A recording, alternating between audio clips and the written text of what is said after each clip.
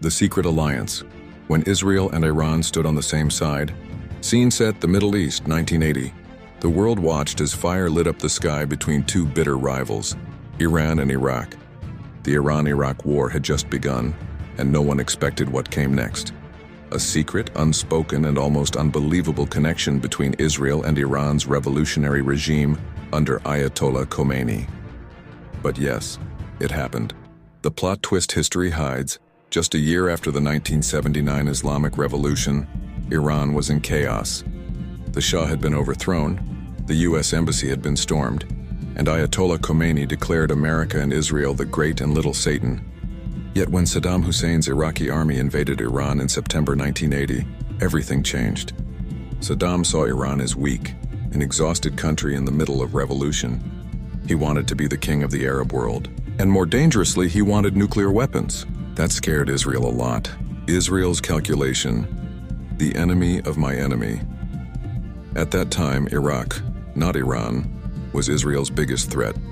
Saddam had one of the largest armies in the Arab world, and his nuclear ambitions were no secret. In 1981, Israel even launched Operation Opera, bombing Iraq's Osirak nuclear reactor. But behind the scenes, Israel was doing something even more shocking: supplying weapons to Khomeini's Iran. Operation Iran-Contra and secret arms sales between 1980 and 1987. Israel sold an estimated $500 million to $1 billion worth of weapons to Iran. These included US-made F-4 Phantom jet parts, artillery shells, radar equipment, anti-tank missiles, and more. In return, Iran paid in oil and cash through secret front companies in Europe. These deals were facilitated with direct knowledge of Iranian officials, possibly even with the silent approval of Khomeini himself.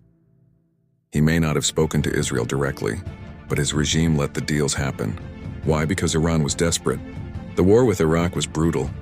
The Iran-Iraq War, a bloodbath duration, 1980-1988.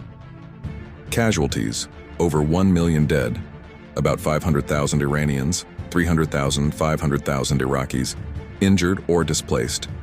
Millions more chemical weapons used. Yes, Iraq used mustard gas and sarin against Iranian soldiers and even civilians. Children as soldiers, Iran in desperation sent thousands of teenage martyrs to the front. It was called the trench warfare of the 20th century, a Middle Eastern version of World War I. Why did Iran accept Israeli help? Though Iran's new regime was ideologically anti-Zionist, they followed a realpolitik strategy. Iraq was the immediate existential threat. Israel had the weapons and connections Iran desperately needed. Iran